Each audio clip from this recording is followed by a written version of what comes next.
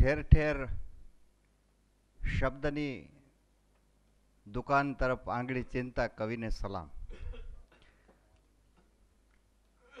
વાત સ્થિતિ આવી જ છે.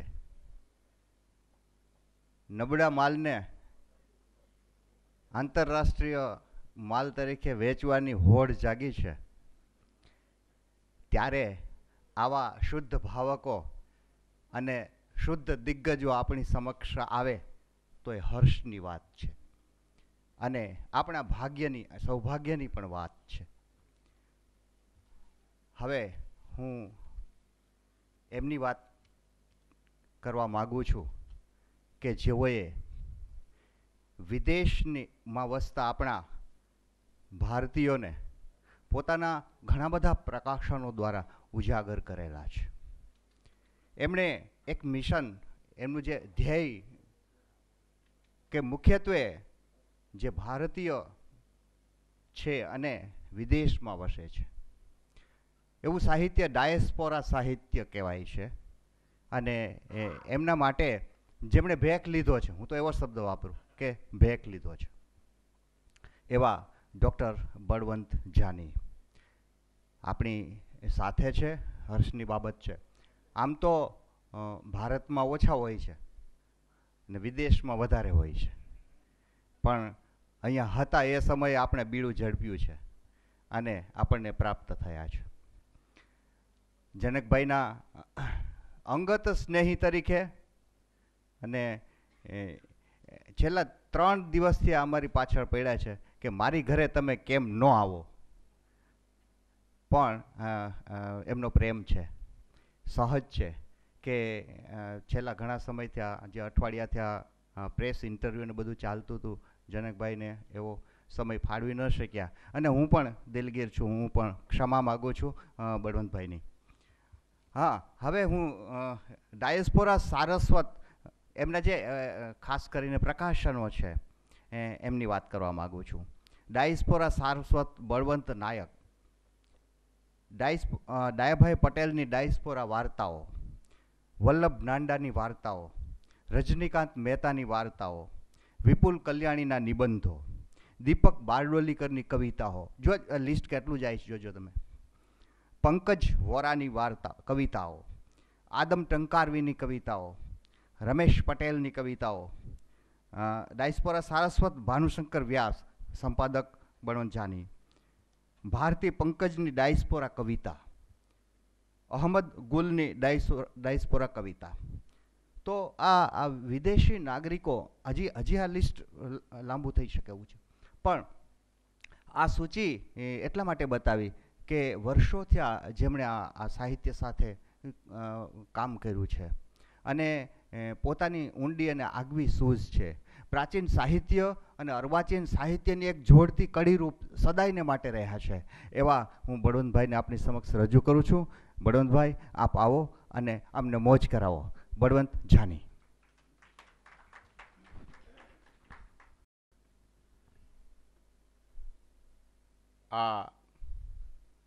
આજના દિવસનું આ ટાણું, આ મધ્યાહન 10 વાગ્યાથી લગાટ 1 વાગ્યા સુધી 21 જેટલા કવિઓને જે સભામાં પ્રસ્તુત થવાનું બન્યું અને જેમના કાવ્ય સંગ્રહનો લોકાર્પણ વિધિ થવાનો છે, એના પૂર્વે આવી રીતે મિત્રોને એકત્ર કરીને એક અંતરંગ પળ પસાર થાય એવું જેણે આયોજન કર્યું એ રાજકોટની ઓછી જાણીતી પણ ખૂબ સૂઝવાળી, ઓછા લોકો દ્વારા ક્રિયાશીલ પણ બધાને વ્યાપક રીતે સમાવિષ્ટ કરવાવાળી સાહિત્યિક સંસ્થા પાંચજન્ય સાહિત્ય સેતુ, એના ઉપક્રમે યોજાયેલું આજનું મિલન, એમાં ઉપસ્થિત કવિશ્રીના કુટુંબીજનો જગદીશભાઈ, મોતીભાઈ, ભાસ્કરભાઈ, દલપતભાઈ, કેટલા બધા લોકોને સાંકળીને એક સૂઝપૂર્વકનો આ કાર્યક્રમ ઘડી કાઢ્યો છે. દલપતભાઈ હોય એટલે એ કવિ તો ખરા જ, લોક સાહિત્યના, લોક સંસ્કૃતિના આરાધક પણ ખરા, પણ જે કંઠસ્થ પરંપરાની, સંત સાહિત્યની પાઠ પૂજા છે, જે સંત સ્થાનકોના, સંતોની, ભક્તોની ગાદી પરંપરા છે, એવી ગાદી પરંપરાના એ મહંત છે દલપતરામ. એ જ્યાં ઉપસ્થિત હોય અને એ જ્યારે વાત મૂકે ત્યારે આ શ્રોતાવૃંદ, એ શ્રોતાવૃંદ રહેતું નથી, ઓડિયન્સ રહેતું નથી, પણ એને એક નામકરણ મળે છે ગત્યનું. હું એમ કહીશ કે આ ગત છે અને ગતમાં ગંગા પ્રગટી છે. ગત હોય ત્યાં ગંગા હોય. આવા પ્રસંગો જોડી કાઢવા એ નરી સાહિત્ય પ્રીતિ વગર સંભવે નહીં. કોને બોલાવાય છે, કોને બેસાડાય છે, કોના બહુમાન થાય છે, એવા આ માંદા દિવસોમાં આવું નરવું, ટાણું નિપજાવવું, એના આપણે સાક્ષી હોઈએ એટલે આપણે સદભાગી છીએ. કેવી ક્ષણોના સાક્ષી બનવું પડે છે, કેવી પ્રસંગાની આખી શ્રેણીઓમાં ઉપસ્થિત રહેવું પડે છે. એને બદલે આવો શુદ્ધ સાહિત્ય પ્રીતિવાળો, નરી સાહિત્ય પ્રીતિને પ્રગટાવનારો, અને મીડિયાએ પણ કેટલો બધો સપોર્ટ આપ્યો. રાજકોટમાં ભાગ્યે જ આટલો બધો સહયોગ સમાચાર પત્રોએ, વર્તમાન પત્રોએ કોઈ સાહિત્યિક કાર્યક્રમને મળ્યો હોય, આપ્યો હોય એવું મારી જાણમાં નથી. બહુ પ્રેમથી દીપકભાઈ ને બધા, ભાસ્કરભાઈ ને બધા મિત્રો, આજકાલથી માંડીને બધા છાપાઓ આમ જોતો હતો.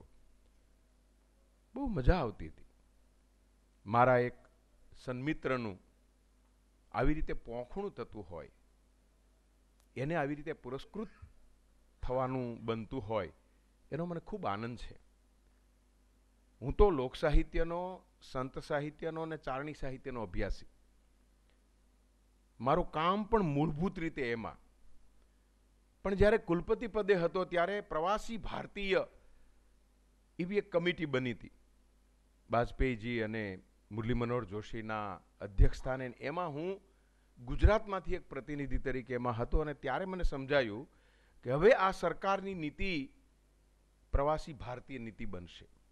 Diaspora literature, diaspora culture, diaspora history, diaspora economics, આ બધું આવશે યુજીસીમાં, અને બધે અમે જોતા હતા. તો આપણે એમાં થોડુંક શોધીએ તો મને ખબર પડી કે ગુજરાતીમાં તો કશું મળતું નથી. પુસ્તકોની થોડી યાદી મળી, પણ ક્યાંય મેગેઝિનમાં એ પ્રકાશિત ન થતું હોય, એનો ક્યાંય પુરસ્કાર ન થતો હોય. અમાપ અવગણના, અસીમ અવહેલના કોઈ સાહિત્ય ધારાની થઈ રહી હોય તો એ ડાયસ્પોરા સાહિત્યની થઈ રહી હતી. પરદેશમાં રહીને જ્યાં કોઈ ગુજરાતી સાંભળવા વાળું નથી, ગુજરાતી બોલવા વાળું નથી, ગુજરાતી છાપવા વાળું નથી, એવા સ્થાનમાં, એવા માનવ સમુદાય વચ્ચે માત્ર ને માત્ર નૈરો નિર્ભેળ સાહિત્ય પ્રેમ ન હોય તો સાહિત્યની ઉપાસના ન થાય.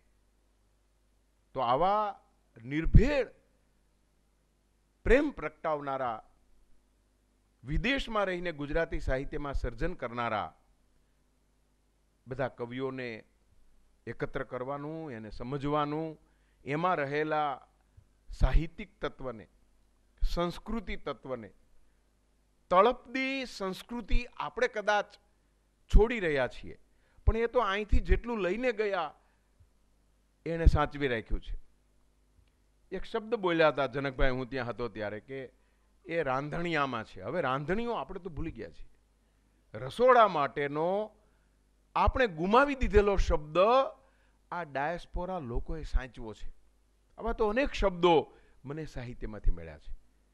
પણ બ્રિટનના ગુજરાતી સાહિત્યના 18 જેટલા પુસ્તકો અને પછી Gujarati Literary Academy of North America, એની સાથે રહીને અમેરિકાના 32 જેટલા સાહિત્ય ગ્રંથોમાં 52 જેટલા સર્જકોને સમાવિષ્ટ કરવામાં આવશે અને એમાંથી 15 પુસ્તકો તો પ્રકાશિત થયા છે. તો આમ જે મારો મૂળભૂત વિષય ન હતો, પણ એમાં મેં ધીરે ધીરે ધીરે રસ લીધો અને એને પ્રકાશિત કરવાનું આરંભ્યું અને એને કારણે એક નવી ધારાથી ગુજરાતીઓ પરિચિત થયા છે. એ બધા વિદેશમાં રહેલા સર્જકોને મેળવવા પણ બહુ કપરું છે. એના ક્યાંય પુસ્તકો ન હોય, એના વિશે ક્યાંય માહિતી ન હોય. મેં કહ્યું વિપુલભાઈને કે બ્રિટનના ગુજરાતી સાહિત્યકારોની યાદી કે કોઈ ડિરેક્ટરી ખરી? મને કે ના, કશું નથી. મેં તમે આટલા વર્ષથી એ કામ કરો છો, આટલા અધિવેશન યોજો છો, યુ શુડ હેવ ઇટ. પણ પછી મેં ઓપિનિયનમાંથી યાદી તૈયાર કરી તો 80-82 જેટલા લેખકો મળ્યા. એને પણ ખ્યાલ નહોતો. સીબી પટેલ ગુજરાત સમાચાર પાસેથી, ગુજરાત ટાઈમ્સ, અમેરિકામાંથી બધી યાદી તૈયાર કરી. પણ છેલ્લા 5-7 વર્ષથી બ્લોગ્સ અને પછી ફેસબુક, એને હું તપાસું. ક્યાંય લાઈક પણ ન કરું, મારું નામ પણ ક્યાંય આપવું નહીં. તો છેલ્લા 7 વર્ષમાં મેં 90 જેટલા અમેરિકાના અને બ્રિટનના કવિઓ, લેખકો જોયા. 90 જેટલા. અધો થઈ શકે આમ એવું. ઘણું ઢંગધડા વગરનું લાગે, જોડકણા લાગે, પણ મેં જોયું કે બધા સતત સામયિકમાં તો શું છે, પ્રિન્ટ મીડિયામાં તો પાછું આવે, છપાય તો કોઈક ટીકા કરે. આમાં તો ટીકા કરવાની વાત જ નથી આવતી. વાંચે નહીં, પણ આમ લાઈક કરી દે એટલે આપણે ખુશ થઈ જાય કે ઓહો 92 લાઈક મળી મારી કવિતાને. જુઓ, અરે ભાઈ 92 લાઈક 12 મિનિટમાં મળી છે. અને પાછું તમે મને એ કવિતા બતાવો છો ને વાંચવાનું કહો છો. મેં લાઈક નથી કરી પણ વાંચી છે અને રહેવા દો ને. કે ના સાહેબ, આ કાંઈ જેવી તેવી વાત છે. તો આ જે કેપ છે ને, એ તમને વિકાસ તરફ દોરી જવાને બદલે તમને એક નશામાં રાખે છે. અને નશો બહુ સારો નથી. પણ છતાંય આ બધા ફેસબુકમાંથી મેં શોધી કાઢ્યા થોડાક. એમાંના એક એ આ જનકભાઈ. એકદમ આમ ટકોરા મારી મારીને ધૃતિકા સંજીવ, નંદિતા ઠાકોર, મોના, નિકિતા, રેખા, પૂર્ણિમા, આવા 8-10 નામ મને મળ્યા. અને એ બધાનો અમેરિકા જાઓ એટલે સંપર્ક કરું. અને એના પ્રેસિડેન્ટે મને કીધું કે શું લાગે છે તમને અમારું ભાવિ? આ અકાદમી સંકેલાઈ જશે કદાચ 10 વર્ષમાં. મેં ના, અકાદમી હવે વર્ચ્યુઅલ સ્ટેટસ ઊભું કરે. એક મેં કીધું, તમને કલ્પના છે કેટલા કવિઓ હશે અહીંયા? એમ ના સાહેબ, મને કે બહુ તો 8-10. મેં તો રામભાઈ અહીંયા 62 કવિઓ, લેખકો છે. મને કે ના હોય નહીં. પછી મેં આ બધી યાદી કીધી. એમાંના 8-10 તો એવા છે કે જેને તમારે બોલાવવા પડશે. તમે ક્યાં સુધી આ સિનિયરના ખભા ઉપર જ બેઠા રહેશો? આ લોકો 25 વર્ષની ઉંમરે અહીં આવ્યા છે પરણીને અથવા ભણવા માટે, ને પછી પરિણામ હોય. અને 25 વર્ષ સુધી પરિશ્રમ કર્યો છે, અહીંનો અનુભવ લીધો છે, છોકરાઓ ઉછેર્યા છે, છોકરાઓને ધંધે લગાડ્યા છે, એ ડાળે વળગી ગયા છે, અને પછી આ 52-55 થયા છે અને લખતા થયા છે. એકનું મેં સ્ટેટસ જોયું ને એના વિશે જોયું ત્યારે ખબર પડી કે 25 વર્ષની ઉંમરે, 22-25 વર્ષની ઉંમરે આવ્યા અને 22-25 વર્ષ સુધી અહીંયા બધું જોયું, અનુભવ્યું, નિરીક્ષણ કર્યું અને પછી એ લખતા થયા છે. પોતાની વાતને આ સોશિયલ મીડિયાના માધ્યમથી એ પ્રસ્તુત કરે છે અને એના બધાના ગ્રુપ છે. અને એ ગ્રુપની એક બેઠક રાખો. મેં તો એમ કીધું કે તમારા સાહિત્ય અકાદમીના અધિવેશનમાં એક બેઠક અમેરિકાના સાહિત્યકારોનું બ્લોગ દ્વારા પ્રદાન. બ્લોગના માધ્યમથી કેટલા સાહિત્યકારો પ્રચલિત છે ને પરિચિત છે, અને નામ તો આપો, એને તમે સ્થાન તો આપવું જ પડશે આજની. અને આવતીકાલે સાહેબ ગુજરાતી સાહિત્ય પરિષદે પણ આ કરવું પડશે. તમે ક્યાં સુધી એને આઘા રાખશો? સાહિત્ય માટે પ્રેમ ધરાવનારા જે 200-500 ફેસબુકની અંદર ક્રિયાશીલ લેખકો છે, એને જો અકાદમી અને પરિષદ નહીં સંભાળે તો આ રેઢા લોકો વિકસવાને બદલે તમારી સામે એ ફેણ માંડશે. એ ભાગ્યેશભાઈને પણ કહ્યું કે તમારે આ વર્ચ્યુઅલ રિયાલિટીને ક્યારેક રિયાલિટી માનીને એને સત્કારવા પડશે. એને સાહિત્ય તરફ પ્રેમ તો છે. અત્યારે છાપુય કોણ વાંચે છે કારણ વગર? છાપુય કોઈ કારણ વગર વાંચતું નથી. એ જમાનામાં આ બધા મિત્રો કવિતા લખે છે, કવિતા કોઈની કોટ કરે છે, કવિતા વિશે શીખે છે, જાણે છે. તો આ એક ધારો જે અઢળક પ્રવાહ છે, એ પ્રવાહને તમારે નાથવો પડશે, એકત્ર કરવો પડશે. એના બધાના એડ્રેસ લઈને તમારે હવે કાર્યક્રમો પણ સોશિયલ મીડિયામાં મૂકવા પડશે. આજ નહીં તો આવતીકાલ સોશિયલ મીડિયાનું સાહિત્ય એક વિષય બનશે. એક સમયે પોપ્યુલર લિટરેચર વિષય બન્યું હતું. ધારાવાહી નવલકથાઓ, ધારાવાહી વાર્તાકારોને કોઈ સ્વીકારતા જ નહોતા, લોકપ્રિય લેખકોને. વિઠ્ઠલ પંડ્યાને કોઈએ વાંચ્યા જ નહીં, દેવશંકર મહેતાને. પણ આજે લોકો દેવશંકર મહેતાને વાંચે છે અને વિઠ્ઠલ પંડ્યાની આવૃત્તિઓ પ્રગટ થાય છે. How can you deny the popular writers? તો ભૂતકાળમાં કરેલી ભૂલ હવે આ સોશિયલ મીડિયાના માધ્યમથી જે ઉભરા છે, એને બોલાવો તો ખરા, એને બેસાડો તો ખરા, એને સાંભળો તો ખરા. બહુ પ્રમાણિક છે. અસ્મિતાએ કહી દીધું કે ભાઈ કાવ્ય પાઠ કરતા મને આવડતું નથી. એ ગયા નથી કોઈ પ્રશિષ્ટ કાર્યક્રમમાં. આજે આવા કુંવારા અવાજને જનકભાઈના કાવ્ય સંગ્રહના ઉદ્ઘાટન નિમિત્તે અભિવ્યક્તિ મળી છે, મંચ મળ્યો છે. એ મારી દૃષ્ટિએ એક મહત્વની સાહિત્યિક ઘટના છે. આપણા સમયની આવી એક સાંસ્કૃતિક ઘટના, એના આપણે સાક્ષી છીએ. આપણે એમ કહી શકશો તમે લોકો કે હા, અમે સોશિયલ મીડિયાની અંદર જ પ્રચલિત અને પરિચિત હતા. કવિતામાં, નવચેતનમાં, શબ્દ સૃષ્ટિમાં, પરબમાં ભલે તમને સ્થાન ન મળે, પણ પરબના વાચકો કરતાંય તમારા વાચકો વધારે છે. કદાચ વાચકો નહીં હોય તો તમારું નામ જાણવાવાળા વધારે છે.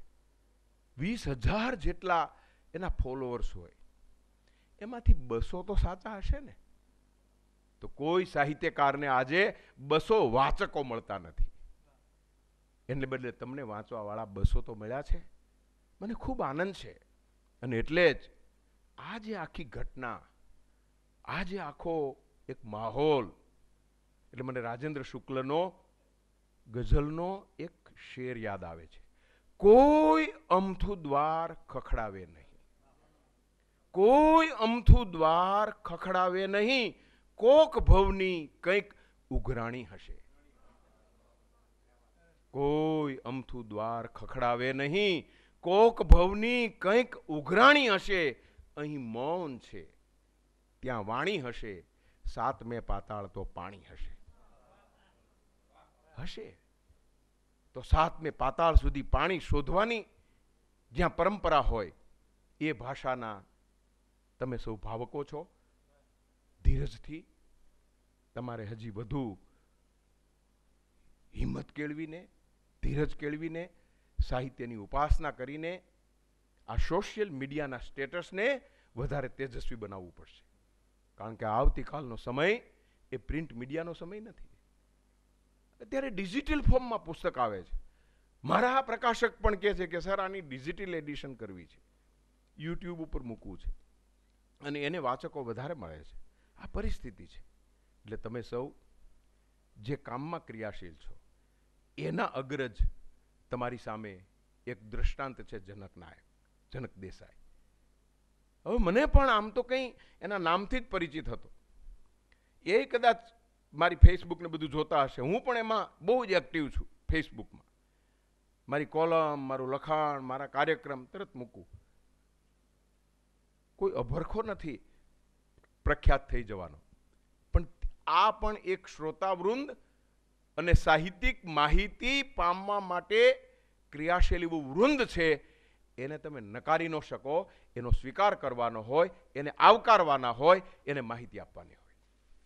એ આશયથી જ મૂકું છું. અને એને કારણે જ મને જનકભાઈ મળ્યા. અને જનકભાઈ જેમણે મેં જોયેલા છે 2,000 થી 3,000 કાવ્યો લખ્યા છે. દરરોજ બેસી જાય સવારમાં. નર્મદે કીધું હતું કે હું કલમને ખોળે છું. અત્યારના સમયના સોશિયલ મીડિયાને સમર્પિત કોઈ કવિ હોય તો એ જનક દેસાઈ. એમ કે છે કે હું એને ખોળે છું. બેસી જાય, લખે, ચેક કરે, ભૂંસે. ઉમાશંકરે પણ એક એના નિબંધનું શીર્ષક છે છેક, ભૂંસ, છેક, લખ. તો આ છેક, ભૂંસ, છેક, લખની પ્રક્રિયા ચીંધનારા અને તમને સૌને કાવ્ય તરફ વાળનારા, કાવ્ય સર્જન તરફ વાળનારા, કાવ્યના ભાવક બનાવનારા એના પુસ્તકો પ્રકાશિત થાય છે. એટલે સોશિયલ મીડિયામાંથી હવે એ પ્રિન્ટ મીડિયામાં આવે છે.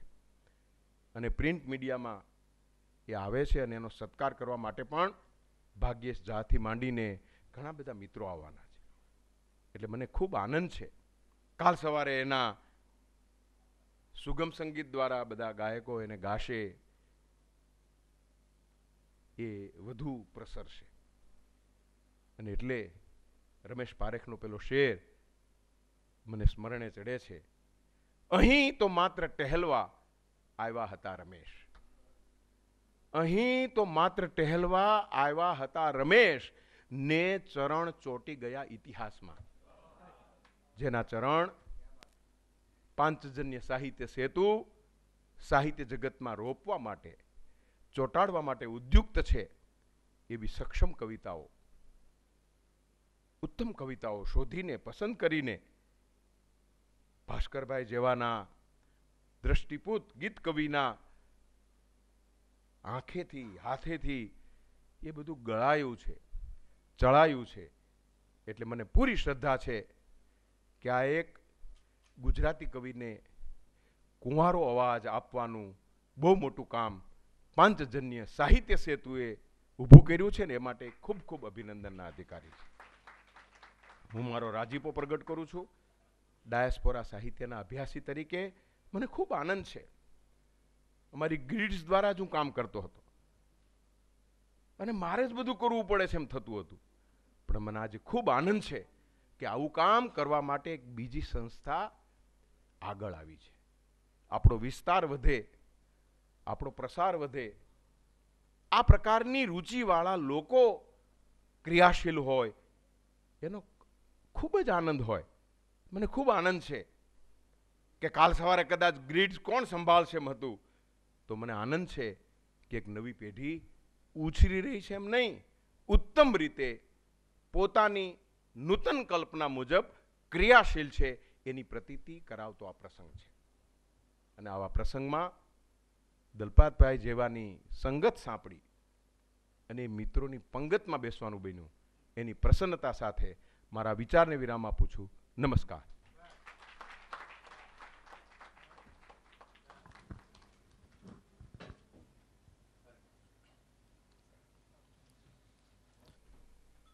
આમ ગણું તો કશું નહીં, આમ ગણું તો કશું નહીં, ને આમ ગણું તો ઘણું.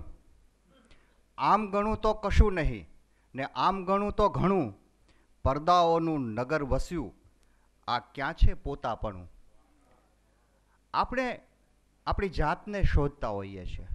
આપણે આપણા પોતાનાપણાની શોધમાં નીકળ્યા છીએ, આ શોધ યાત્રામાં નીકળ્યા છીએ. અને ત્યારે 2010માં એમનું એક સરસ મજાનું પુસ્તક આવ્યું અને મને એમ થયું કે કેટલું સરસ, નામ પણ સરસ, સામે કાંઠે આવ્યા તેડા.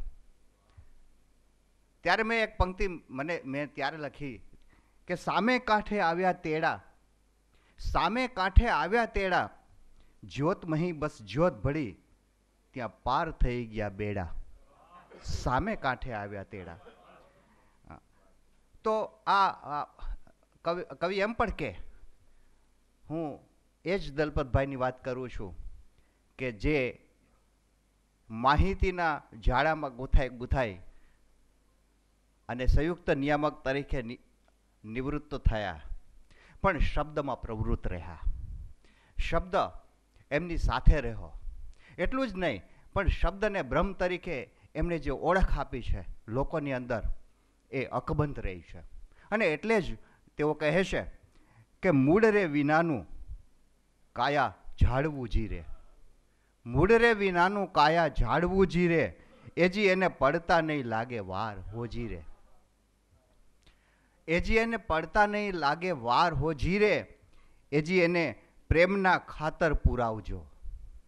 એજી એને પ્રેમના ખાતર પુરાવજો, જીરે એની પાડ્યો પહોંચી પિયાડ રે. તો આ મૂળ વિનાની કાયા, જે આપણું વેદ આપણને કાયમ વાત કરે, આટલી સરળ ભાષામાં જે પોતાની વાતને, પોતાની બાનીને વ્યક્ત કરે, એટલું જ નહીં, પણ એટલા સુમધુર સ્વરમાં જ્યારે ગાય, ત્યારે આપણને એના સ્વરમાં, એના સૂરમાં લીન થઈ જવાની ઈચ્છા થાય. એવા સરસ મજાના કવિ અહીંયા આપણી સાથે હાજર છે. કવિ એટલા માટે કહું છું કે આ કવિ સભા છે, બાકી એમની ઓળખાણ બીજી ઘણી બધી છે. હા, એમાં આપણે નથી જતા, પણ અહીંયા દીપ ધર્યા ને ઉમટી તેજ સવારી, ભીતર ઉઘડે ગગન બારી. આવો આવો બાપલા, ભીતર ગગનની બારી ઉઘાડીએ. શ્રી દલપત પઢિયાર.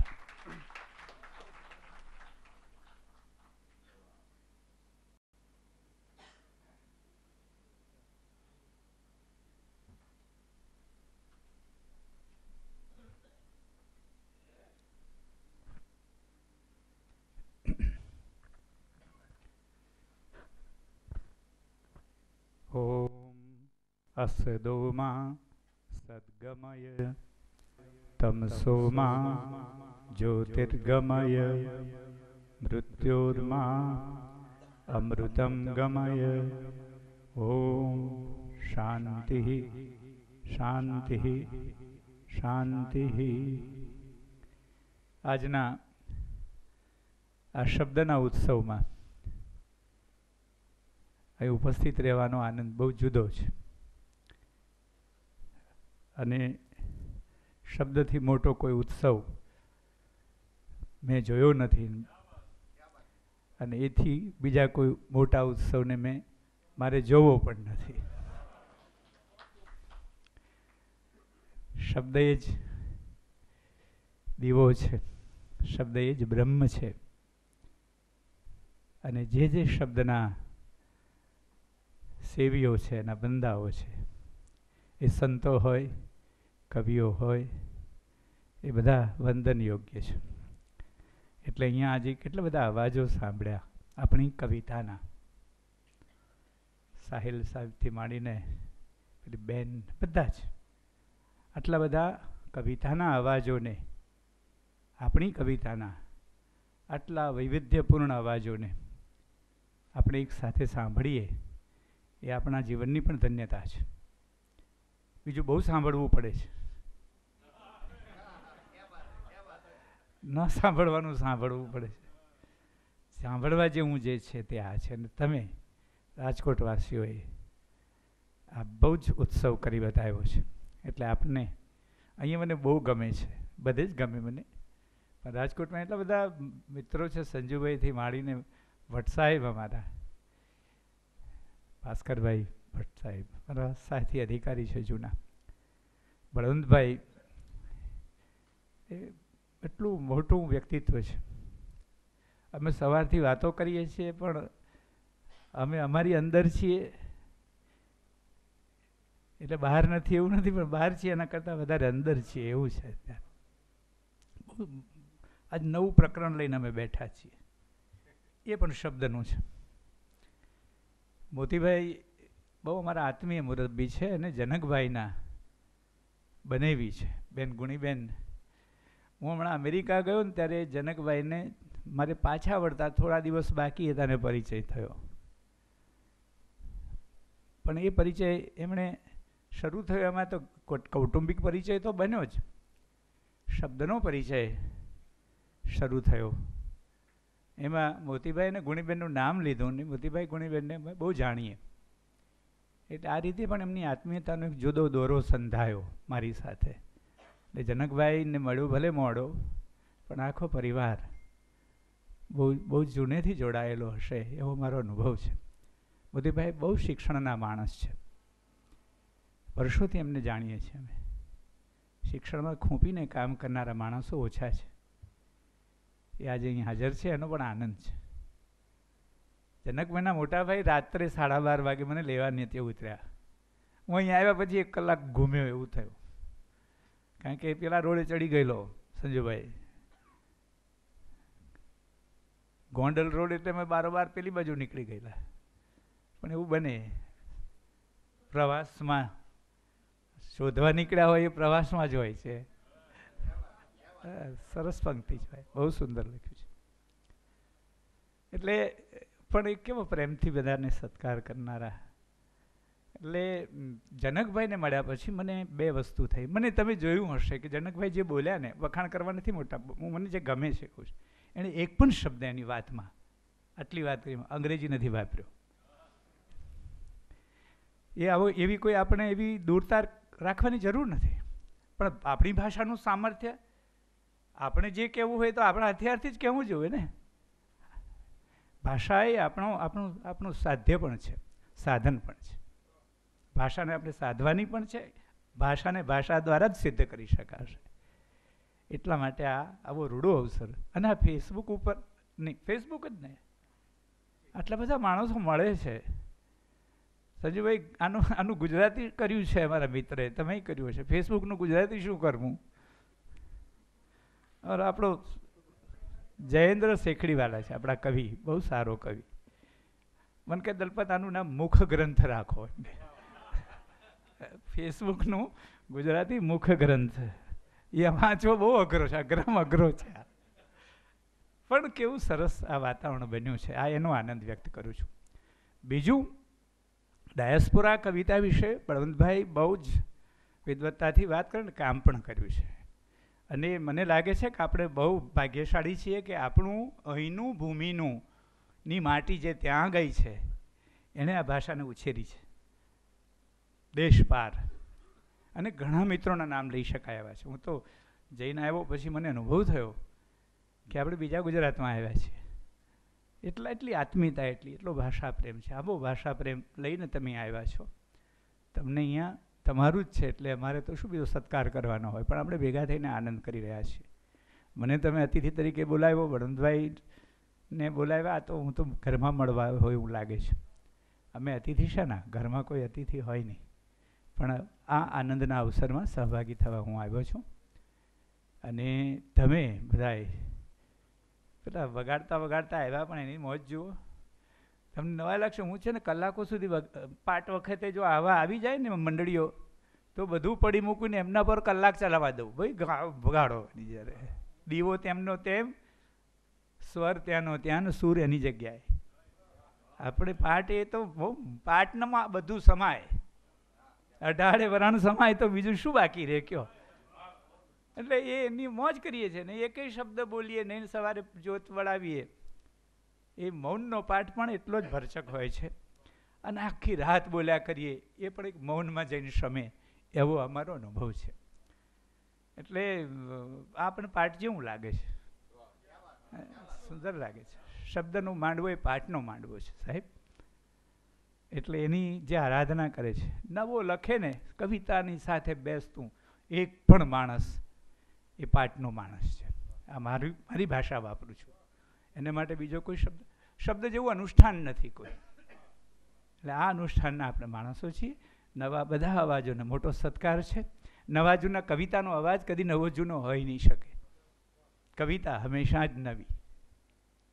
એટલે આજે વાંચી હોય તો એ કવિતા હજી એ ઉકલવાની તો બાકી છે, એની એ પાછી કાલે બીજી વખત વંચાય ત્યારે બીજી વંચાય. કવિતાનો અર્થ ક્યારેય પૂરો થતો નથી.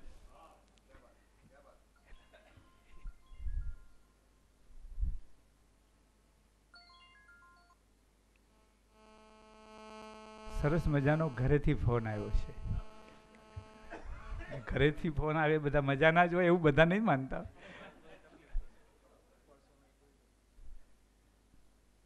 પણ હું તો બહુ સહેજે પરિવારમાં બેઠો એવી વાત કરું છું.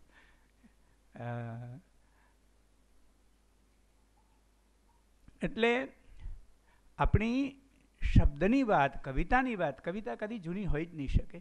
આપણે ત્યાં કહેવાયું છે કે એકની એક નદીમાં ફરી વખત નાહી શકાતું નથી બીજી વખત. એટલે દરેક વખત બીજું સ્નાન છે. એટલે કવિતા પાસે દરેક વખત આપણે ફરી નાહીએ છીએ. એટલે કવિતાનું સ્નાન એ ગંગા સ્નાન છે. એમ પણ હું તો કહું, કવિતા પાસે જવું એટલે નહીં નાહવા બરાબર છે. આપણે જઈએ ને કાશી જઈએ ને ગંગા નાહીએ, પણ આ કવિતાના માણસો એટલા જ આનંદ આપે છે.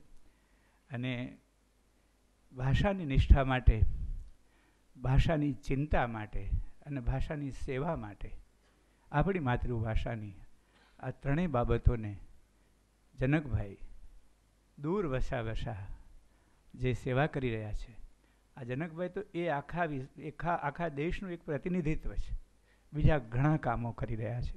એ સર્વને મારા હૃદયથી બહુ વંદન કરીને હું આટલી વાત પૂરી કરું છું. એમના 2 કાવ્ય સંગ્રહનું વિમોચન થવાનું છે. એ સાંજે થવાનું છે. ઝાલ્યો મેં હાથ પવનનો, બરાબર ને? હાથ મેં ઝાલ્યો પવનનો અને આકાશ આભ ખોલે વાંસળી. ઝાલ્યો મેં હાથ પવનનો. બહુ જોખમી છે આ. પવનનો હાથ ઝાલનારો સમર્થ હોય તો જ ઝાલી શકે. એવો ચલાય કોઈ દિવસ? પવન કોઈને જલાયો છે કોઈ દિવસ? પવન ગયા તે ગયા પછીના કોઈ સગડ ના મળ્યા. મારી કવિતાની પંક્તિ યાદ આવી પવનમાં. બળ્યા લાકડે ભળ્યા ભોંયમાં કોક હિમાળે ગળ્યા. બળ્યા લાકડે ભળ્યા ભોંયમાં કોક હિમાળે ગળ્યા. પવન ગયા તે ગયા પછીના કોઈ સગડ ના મળ્યા.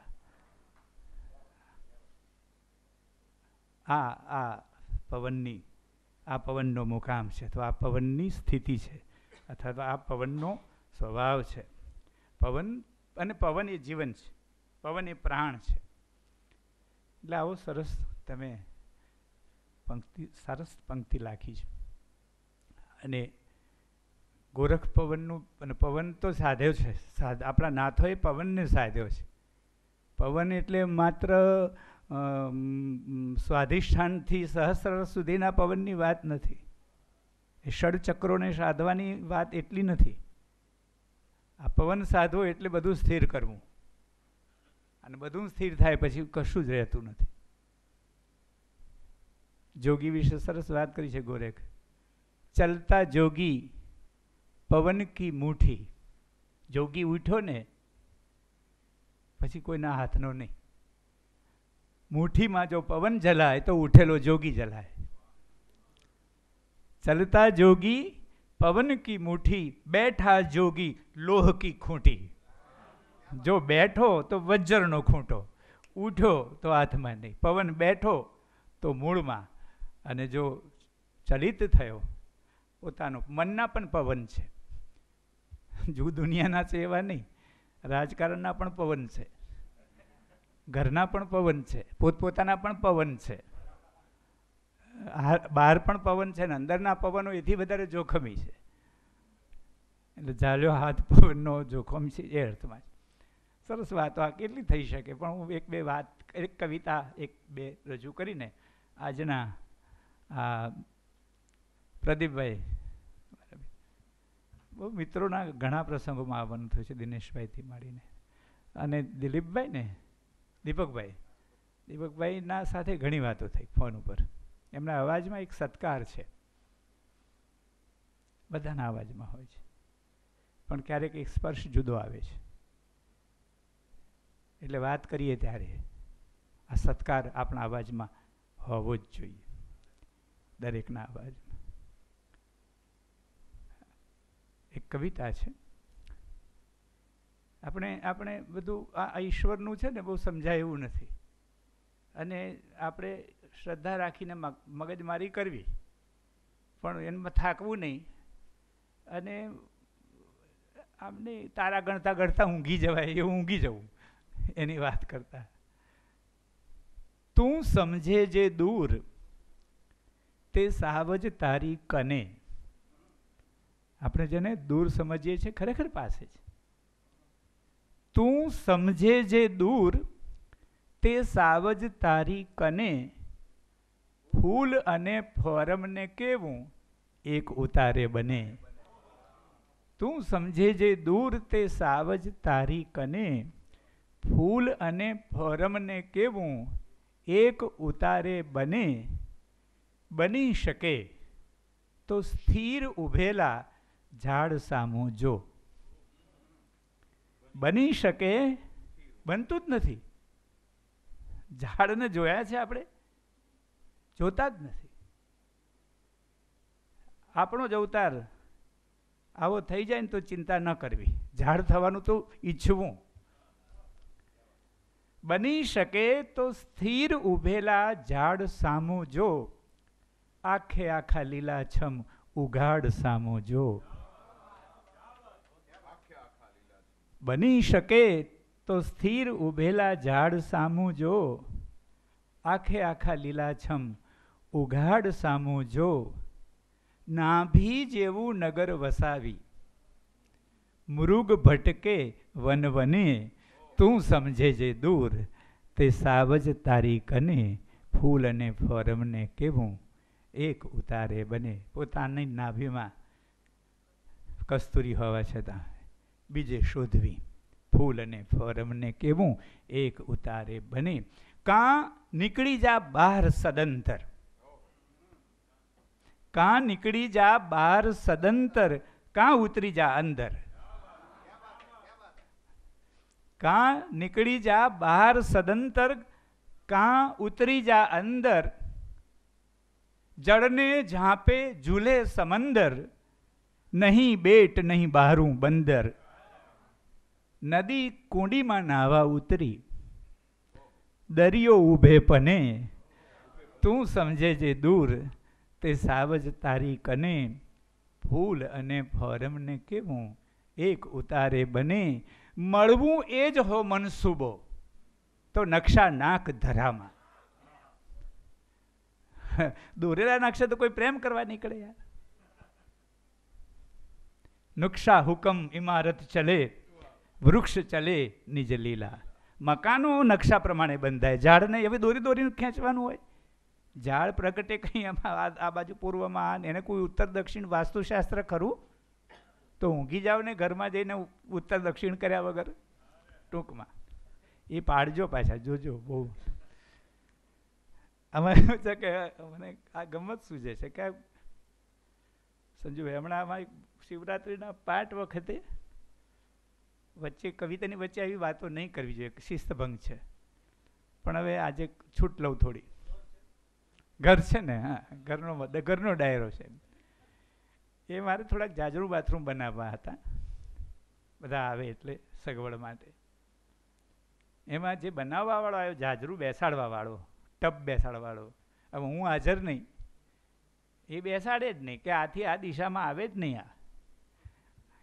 એને આવું આ અમુક દિશામાં બેસાડ્યું જ નથી, આમથી આમ જ આવે. પણ હવે અમે જે ચણાવેલું અમારી રીતે ચણાવેલું, એવી એમાં આમાં આવે તો ભીંત જ આવે. કે ના આમાંથી નહીં બેસાડે ભાઈ. પછી મને વાત થઈ, મેં કહું આપણે બનાવી જે છે ને અમે કર્યું એ જ ખરું, એટલે આપણે કર્યું તે જ ખરું. ભલે 19મી હોય, આજે જન્મદિવસ, જન્મ આપવાનો એના હાથમાં છે, પણ જીવવાનું તો આપણા હાથમાં છે ને. આપણે આગો પાછો ખીલો આગો પાછો નથી કરવો. આપણે માંડવો બે જગ્યાએ રોપીએ, અહીંયા ત્યાં રોપીએ. એકના એક વાહડા જ બંધાય છે ને દરેક માંડવામાં.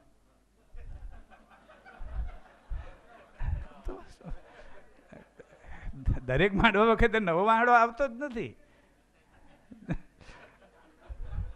મળવું એ જ હો મનસૂબો તો નકશા નાખ ધરામાં.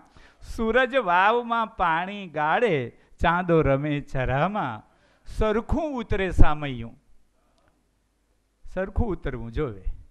સરખું ઉતરે સામૈયું, તો રજની રેલે દને તું સમજે જે દૂર તે સાવજ તારી કને ફૂલ અને ફોરમને કેવું એક ઉતારે બને મન ગોઠે ત્યાં મેલ દીવો મન ગોઠે ત્યાં મેલ દીવો બીજી રીતો રહેવા દે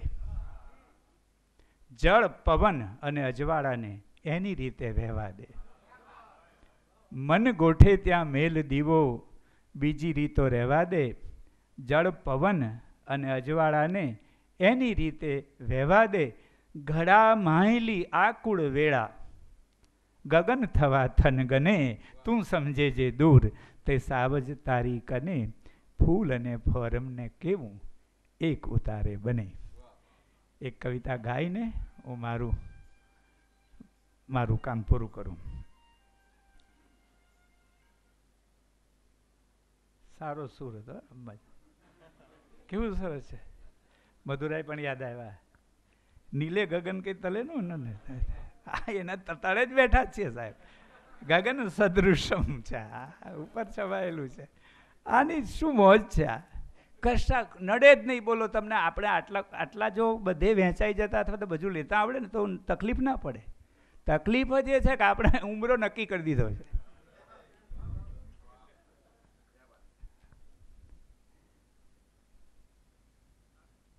આડી વાતો થાય છે, સીધી ખબર નથી પણ થાય છે.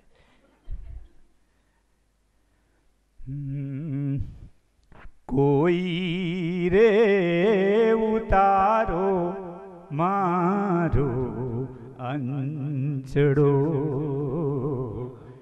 કોઈ રે ઉતારો મારો અંચડો અમે અમારા ઓઢેલા અંધાર રે કોઈ રે ઉતારો મારો અંચડો હે ઢાંકેલી માટીના બીજ બધા બાવરા હે ઢાંકેલી માટીના બીજ બધા બાવરા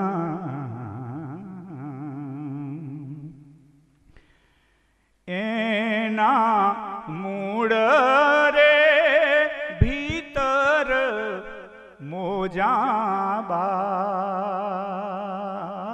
રે કોઈ રે ઉતારો મારો અંચડો હે નીત રે સજૂને નીત નીત નીસરું હે નીત રે સજૂને નીત નીત નીસરું અમને આઘે વાગે અમારા ભણકાર રે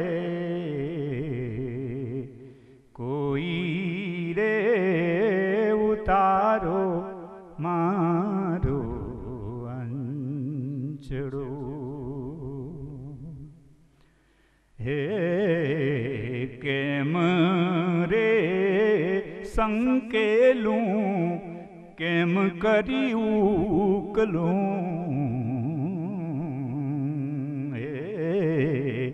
કેમ રે સંકેલું કેમ કરી ઉકલું અમે અમારા ભીડેલા ભોગડ દ્વાર રે કોઈ રે ઉતારો મારો અંચડો. હે ભીતર વેદોને છેદો મારો છાંયડો. ભીતર વેદોને છેદો મારો છાંયડો. એ અમને અમારા ઓળખાવો અપરંપાર રે. કોઈ રે ઉતારો મારો અંચડો. અમે અમારા ઓઢેલા અંધાર રે. કોઈ રે ઉતારો મારો અંચડો.